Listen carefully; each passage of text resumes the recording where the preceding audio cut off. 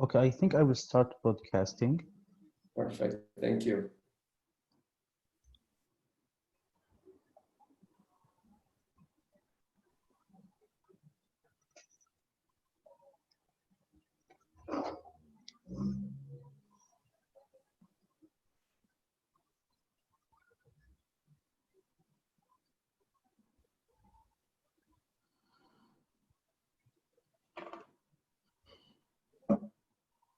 We'll start in a minute. I'm seeing the participation number increasing here, so let's give participants a bit more time to join the session.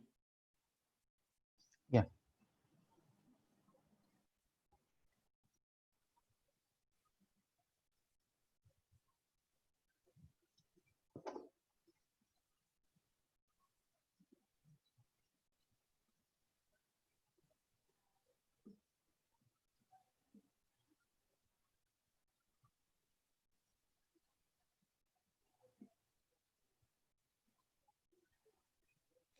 All right, welcome to session 3B. My name is Rabi Mishalani. I'm from the Ohio State University. I'll be moderating this session. As in previous sessions, we're sticking with a 6-minute time slot for each of the 5 presentations we have. And we will be having some time once everyone is done to respond orally to the questions. Please use the link provided in the on the site where you accessed, again, the link for the Zoom session. Please use the Google Doc link to enter your questions. You type your questions. Please notice there are multiple tabs, one for each presentation. So please look for the appropriate tab to type your questions. And then again, towards the end, we'll come back and take a look at them. And as time permits, we'll have participants orally respond to your questions as well as providing written responses. We are going to start. Again, the topic of this session is transfer analysis, and predominantly we're going to see the use of AFC data, but also AVL data to look at transfers and analyze transfers. We'll be starting with the first presentation titled "A Combined Use of Sensor Count Data and Smart Card Data to Study the Flows of a Multimodal Transport Hub." This presentation will be given by Paul de Nailly from the Université Gustave Eiffel. Please go ahead. Okay, I share.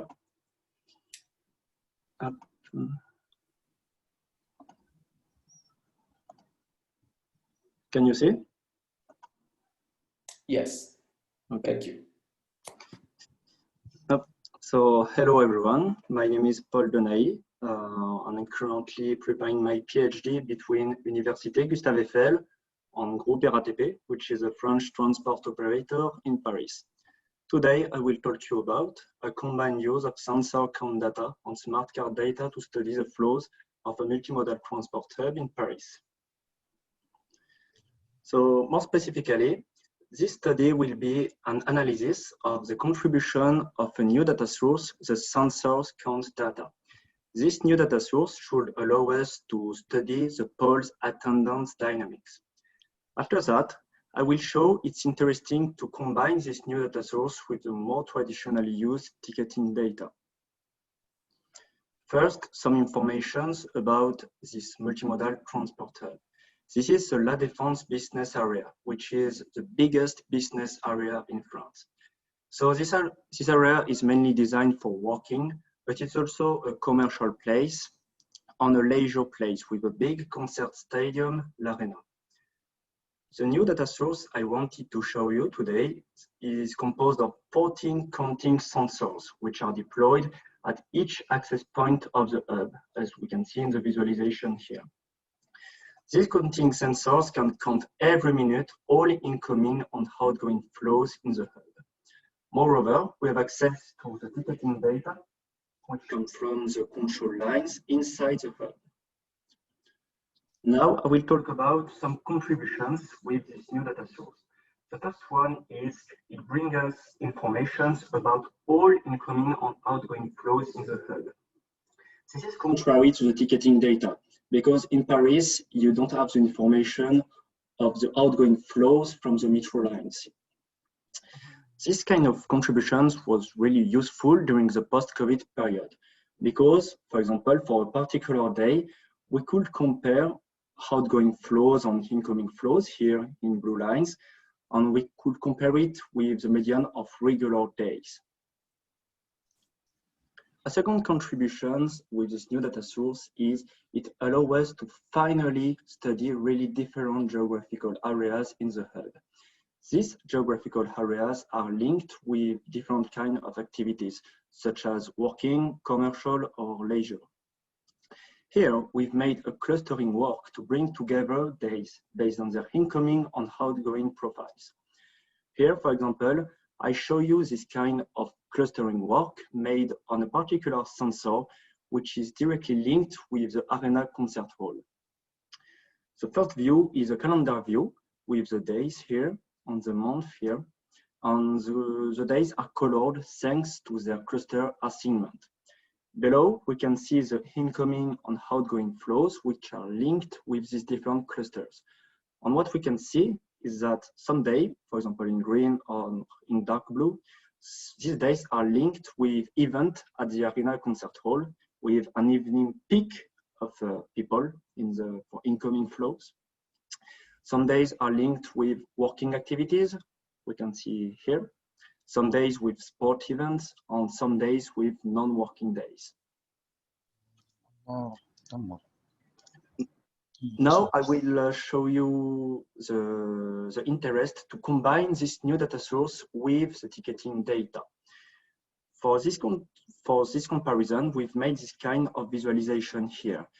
Here we compare the 10-minute counts made with sensors data against the 10-minute counts made with ticketing data, or smart card data is the same.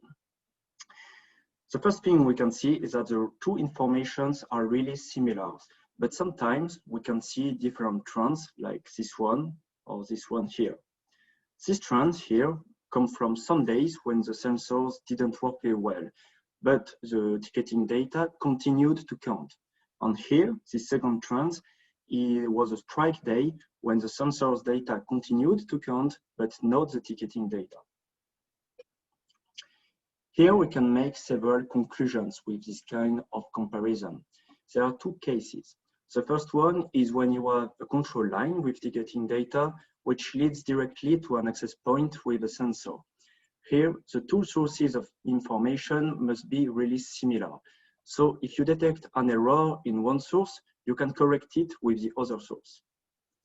The second case is when you have multiple control lines, which leads to multiple access points with each sensor. Here we will have all the interest of ticketing data, because first you will capture your general flows with the sensors data. And after that, you know how these general flows dispatch between the different lines of metro, 60 seconds, tramway, or suburban rail. Thanks to ticketing data here. So to conclude about this work, we have two sources of information. We each bring different informations.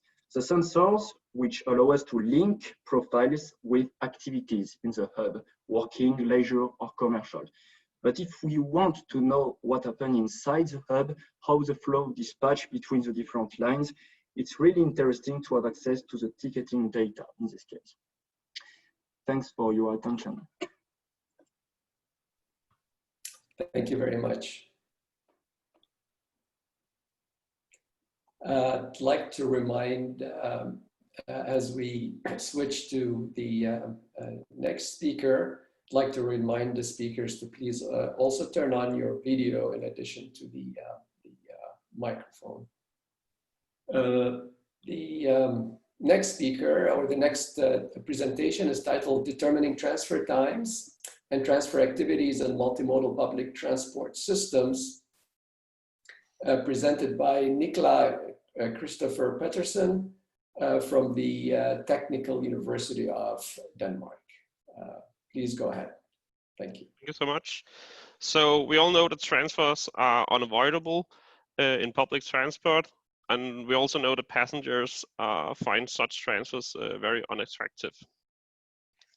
So in Denmark, we have this national level smart card ticketing system where we are required to tap in at every boarding, including transfers, and tap out at the destination.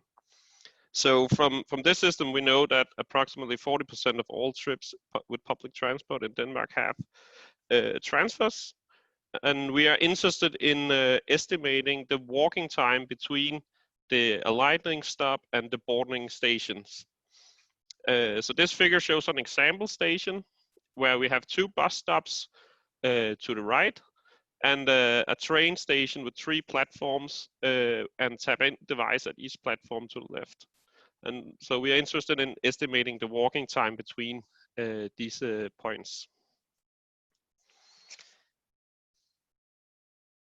So we know already that the smart card data provide a very large sample of transferring passengers, which we can use to estimate this, these distributions. But our problem is that if we simply use the observed data directly from the bus arrives at the stop to the check-in at the train platform, we get highly biased walking time distributions. And this can be seen in the figure to the left, because we have a lot of noise in the data. And this is partly due to passengers doing activities during transfers that could be shopping or other tasks. Further off, if we combine this tap in with the train AVL data, we're also able to study the combination of waiting and walking time, which we have shown an example on to the right. In this concrete example, there's a really bad coordination between the bus and the train schedule, which forces 2 clusters of points. Either passengers wait at the platform or they wait in the station lobby before the tap in at the platform. So our case study consists of data from November 2019, and we have captured more than 100 stations in Denmark and recorded over 600,000 transferred in the smart card ticketing system. And our goal is to develop a method for estimating the walking time by filtering out these activity transfers. This also along the way allows us to estimate the share of passengers actually doing activity during a transfer. Our model is to model the share of passengers walking directly using this lambda shown, and we assume that the walking times of passengers that transfer directly are log normal distributed, and that walking times with activities are uniformly distributed. So, however, we do not actually know the truth for these 600,000 observations, whether or not they did a actual activity during the transfer. But in try to validation of this model, we try to argue about the correctness of using the estimated activity shares for each station by correlating them with the number of shops available to passengers during the transfer. And we find a weak correlation, but at least a correlation with an expected positive degree, where as the number of shops available to passengers increases, so does the share of passengers having estimated to have a activity during the transfer.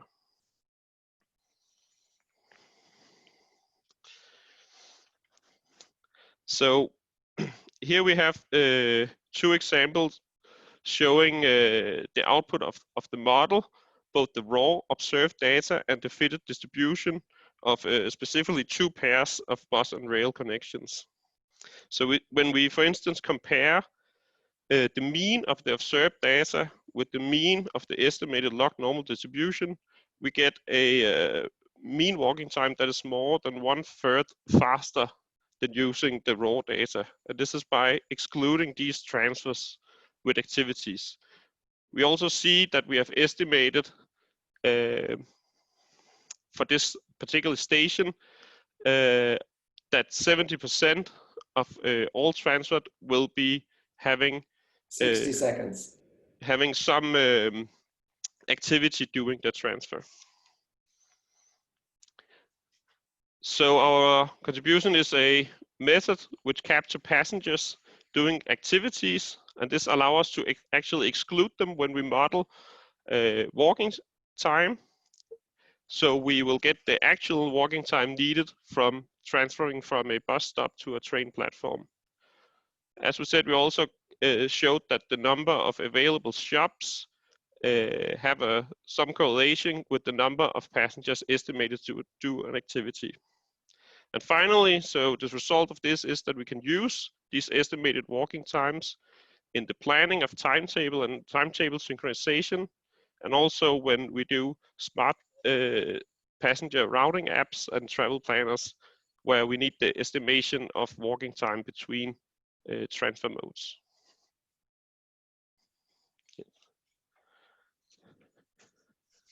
Thank you very much.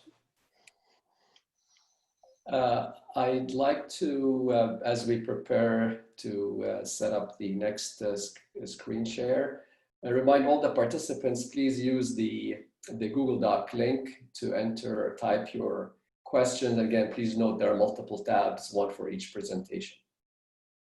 The next presentation is titled Public Transit Transfer Analysis from Smart Card Data. It will be presented by Morten Trépanier from Polytechnique, Montréal. Go ahead, Morten.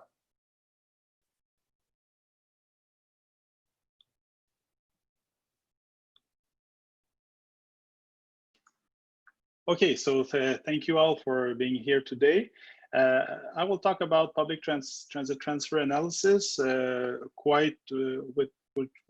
would be considered as a very quite simple analysis from smart card data, but it can enhance, I think, the way that the transfer can be analyzed with smart card data. The work has been done by Benjamin Disson, which is a student that I co-supervise with Catherine Morency for Polytechnique. And as you will see, the student made a slide, but they do not present. So the slides are quite charged, a lot of details. So please feel free to go on the program and get for getting more information about the presentation. So the transfer, as you may see, can be intramodal or intermodal. So the transfer can be done within the same modes, like bus to bus, or can be also intermodal, so from subway to buses.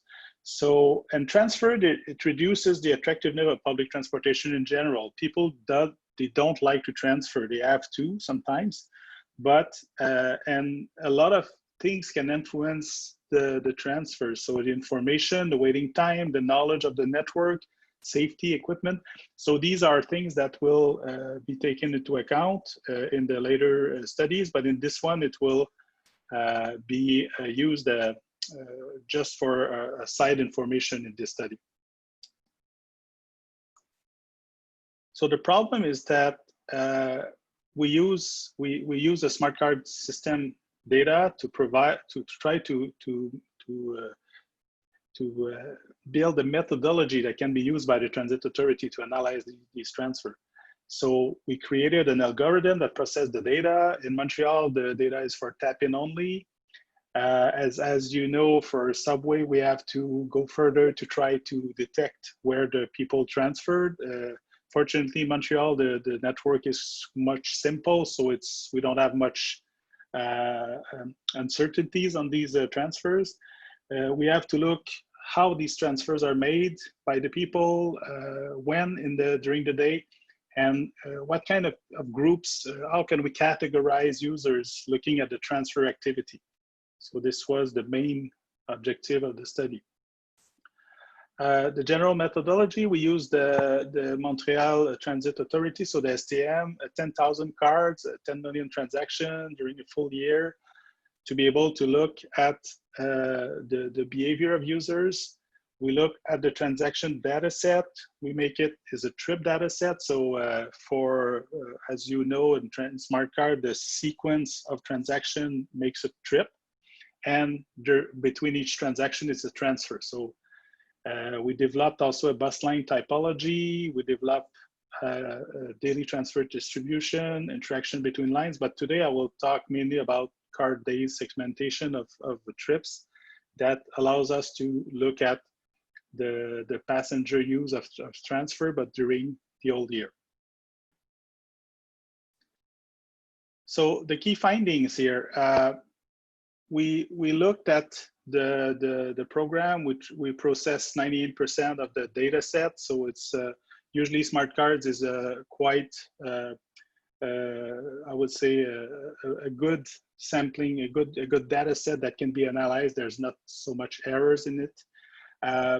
And the first thing is to look at what is the percentage of users that do transfers between buses, between metro, or uses only one mode, which there are no transfer.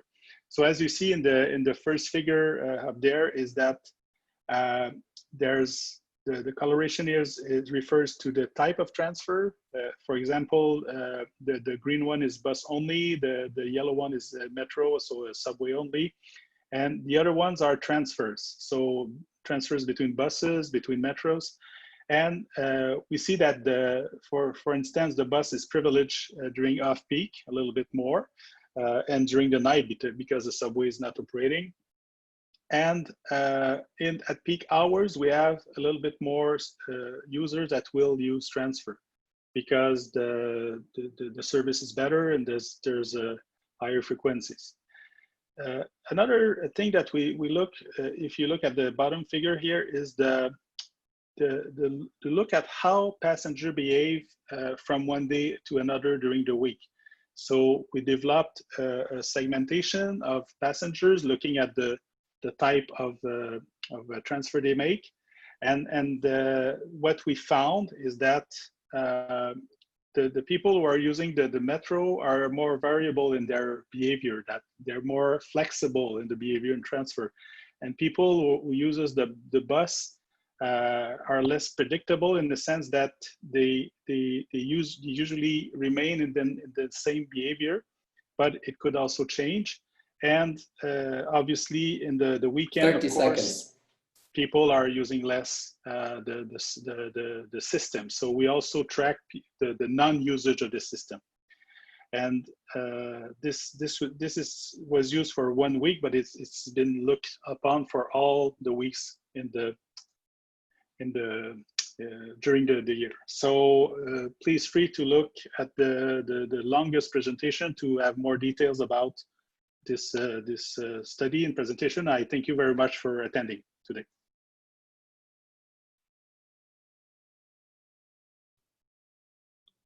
Thank you, Morten. As we transition, I'll introduce the next speaker. The title of the next presentation is a methodology for identifying inconsistencies between scheduled and observed travel and transfer times using transit ABL data framework and case study of Columbus, Ohio. The presenter is Yushuan, also known as Norman Wang. Please go ahead, Norman. Thank you. Okay, am I on? Yes, you are. Okay. Hello, welcome to my presentation. To start with, let's talk about motivation. Passengers value transit service reliability. This is especially the case for lower frequency services. The GTFS standards commonly used by agencies is not consistent with actual scheduling practice. The GTFS requires the stop level, arrival and departure times, while the scheduling is typically done at the time point level. Since passengers don't necessarily travel from time point to time point, I try to describe and analyze transit schedule at stop-to-stop level and determine whether the scheduled travel and transfer times are adequate compared to the passenger experience. Also, I aim to explore the statistical distributions and correlations of stop-to-stop travel time, which might help with the scheduling practice. So for methodology, this is a case study for Central Ohio Transit Authority in Columbus, Ohio. There are two components involved, the stop-to-stop travel time and the transfer times. The inconsistencies were identified by comparing the observed mean travel time and transfer times against the scheduled using t-test. These inconsistencies were then classified into insufficient to surplus groups based on t-statistics, and the extreme cases were then classified based on 85 percentile. For the data, 2 years of complete GTFS real-time data were collected from CODA. An issue with the GTFS real-time is that it doesn't guarantee to show actual stopping or passing times of called stops, so they might change in the future. If you're from Google, please fix this. As a result, I had to determine the actual stop time from GPS data instead by mapping the GPS data to the routes and stops and then using the distance traveled to calculate the actual stop, arrival, departure, travel, and transfer times. For the first component, the travel time, there are 4 dimensions that I looked at the inconsistencies. They are stop, trip, line, and system level. Here are just some highlights. The maps on the top shows the travel time classification at noon, and then the bottom one shows the travel time classification at 5 p.m. For the spatial pattern observed, the major intersections tends to have insufficient travel times. And then traffic lights being close to each other also contribute to larger variation and insufficient travel times as we expect. The example are pretty much the downtown area and north of downtown areas. These details and inconsistencies often get averaged out in time point based schedules. For temporal patterns, it's pretty much as expected. Despite the increase in scheduled travel time, the bottom map or the peak periods in general is still redder or more insufficient compared to the off-peak hours. For the statistical distributions, the top figure shows the best fit statistical distribution by hour using the following 9 distribution types. Most segments have skewed single mode distribution as shown by the 2 green lines, but many of them have multimodal distribution shown the red and orange lines. They might cause issues when determining stop level travel times when doing the scheduling. The use of average or percentile might contribute to large variations in schedule adherence. So for the correlation, the figure shows the correlation by hour. Travel times on most segments are independent of the previous and following segment shown by the yellow line. And also because the independence, the variance can also be summed up. Deviation from scheduled travel time on one segment might not be indicative of situation on the following segments. We can also see there is a slight increase in positive correlations during early morning and late evenings when there are no passenger or traffic activities. For the transfer part, the goal is to evaluate the likelihood of trips meeting as scheduled. This study basically includes all transfers a passenger could make based on the schedule and not weighted by actual passenger counts. As we can see from the figure, as the scheduled transfer time increase, the chances of missing a transfer decrease exponentially. 3 minutes of scheduled transfer time corresponds to 15% transfers being missed for the past 2 years, and which corresponds to 85% of them being successful for the past 2 years. This figure shows you the percent of transfers missed for the past 2 years when the first leg arrives at transfer point X minutes before or after the scheduled transfer bus departure. We can see 60 seconds. Thanks. We can see if the first bus arrives before or on the scheduled transfer bus arrival time, 15% of the transfers are successful, are missed, which corresponds to 85% being successful.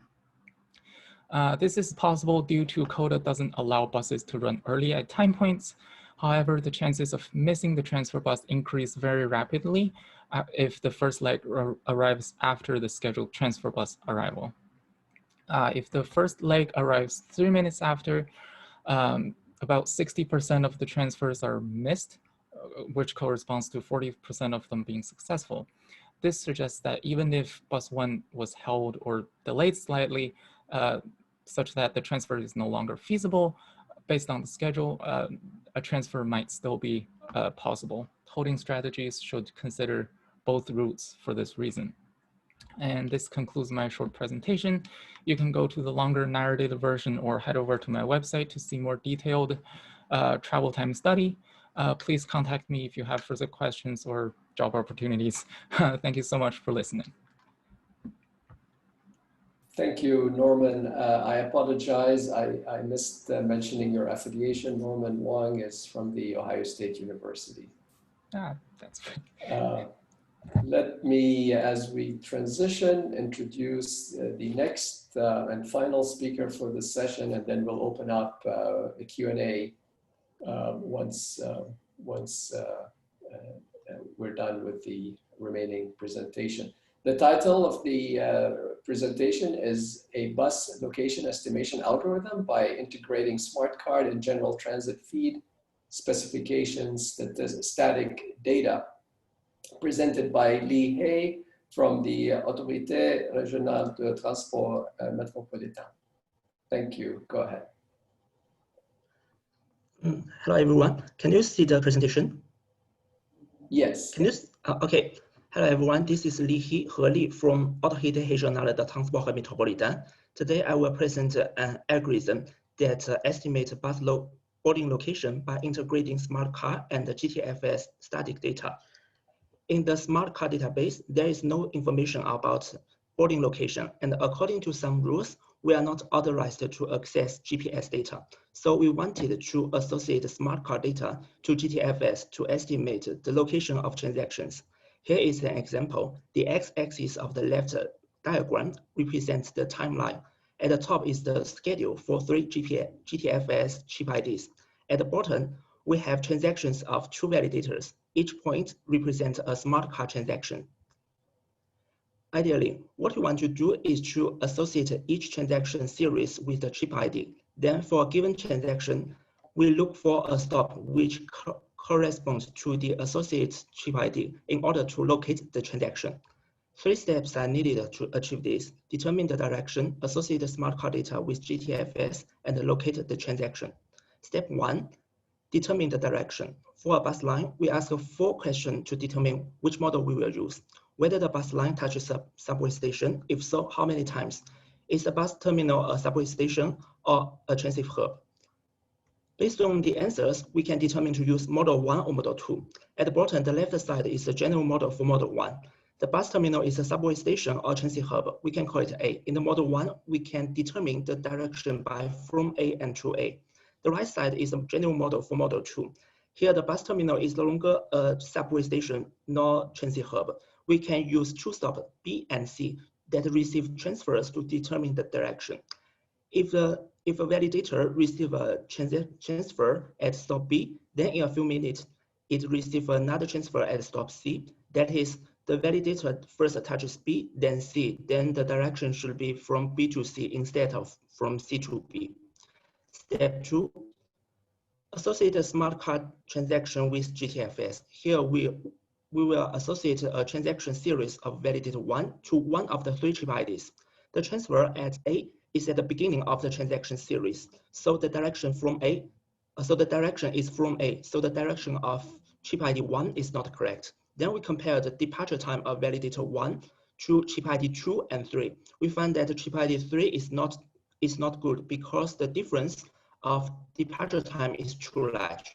Finally, the transaction series of validator 1 can associate with chip ID 2 perfectly. Step 3, locate the transaction. For now, we will locate the blue transaction of validator 1 to one of the stops of chip ID 2. In the beginning of validator 1, we can see a real delay compared to the planned schedule.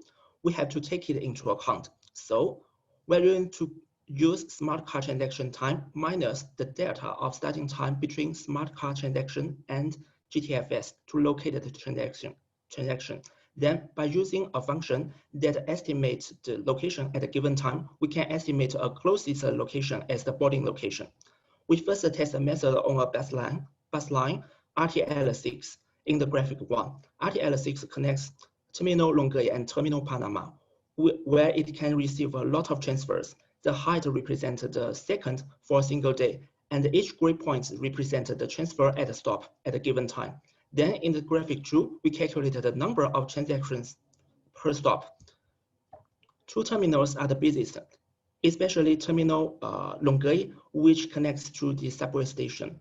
The park and affluent area have fewer transactions, while shopping center has more transactions. We think it's reflected users' behavior. Then we tested for all the network. Here's the departure time map for all the network.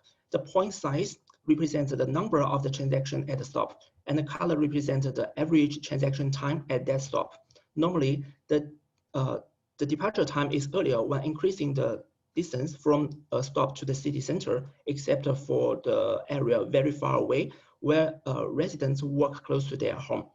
For a single day, we can estimate 61% of boarding location because for now we just tested the model 1. And while several bus lines need model 2. In conclusion, a bus boarding location estimation algorithm is developed because the lack of GPS data. The next step is to refine model 1 and finish model 2. In the future, we hope that an OD metrics will help us to know better the public transit system of Montreal metropolitan. Thank you. Thank you very much. Ahead of schedule. I'd like to, now that we've concluded all 5 presentations, I'd like to ask the presenters to turn on their video cameras so that we can all be seen. I also have been checking the Q&A Google Doc, so it will be useful to go through the questions at your convenience. Participants, please type your responses, but it will be good to have an oral discussion as well. Before we proceed, I'd like to apologize to Martin for giving him a 30-second rather than a 60-second warning. I didn't want to interrupt you in mid-sentence, so if you wish to summarize your conclusions, please go ahead before we start the Q&A. No problem. There was I had a timer anyway, so don't worry about that. The details are in the presentation, and the longest presentation, which has much more detail than I presented. Perfect. Thank you, Martin. I'm looking at the Google Doc. I'm noticing some questions have already been answered for Niklas for your presentation, but if you'd like to comment, maybe we can, the first question, did you find any differences in transfer times during the different times of the day? The second question, are transfers generally timed in Denmark? So if you'd like to comment, Niklas, please go ahead. Yeah, so for the first question, yeah, we saw some, I wouldn't call it strong evidence, because as I mentioned in the presentation, we have a lot of noise in these days, so that's basically the problem of not using them directly. But we have saw, if for instance we plot the mean, we see a higher mean, median transfer time in the day hours, which corresponds to our assumption is that people are doing stuff along the transfer if there's possibility for them to do that. For the other one, do we time transfers in Denmark? Yes, and this is basically what our project is going to be used for. So the national rail company will set the rail schedule, and the bus companies, regional bus companies, will generally try to optimize the cost per and transfer times. And for this, they exactly need to have a good estimation of the walking time from the bus stop to the train platform to figure out how long buffers should we include in the timetabling. So hopefully this will be used for exactly that. Yeah. Perfect, thank you. I think there's a question for Morten. How do you determine metro-metro transfers if you do not tag off when you exit the station? Yeah, it's as Lee stated, in Montreal, we don't have the location of boarding in the buses, but in the subway, we have the entering station. So we applied a sequential algorithm, an algorithm like he worked with me with his PhD was he developed such algorithm. So a sequence of the trips looking at the entering station and the entering station at the night. So and then we then determined the exiting station. And after that, it was only a matter to see if there's a transfer or not. So we did not have to determine the transfer station. So the Montreal network is quite simple, but still there are couples of stations that where you can transfer. But the only thing we had to know is if it's a different route or not, different line or not. So. Thank you. Again, for the participants, please enter your questions in the Google Doc. Wondering if I missed any.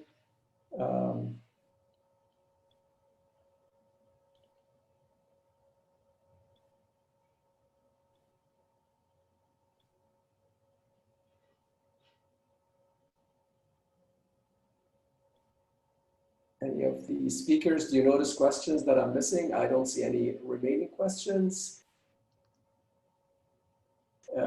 If any of you would like to make some final remarks before we close the session, or give maybe a few more minutes for participants to enter new questions, please go ahead, anyone.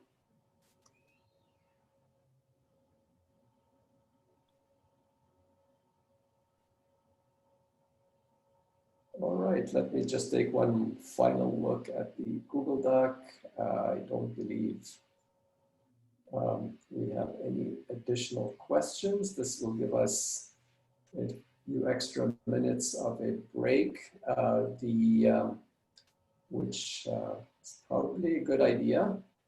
I think we have a lunch break coming up, and then we have a keynote at 12:50, Carrie Watkins.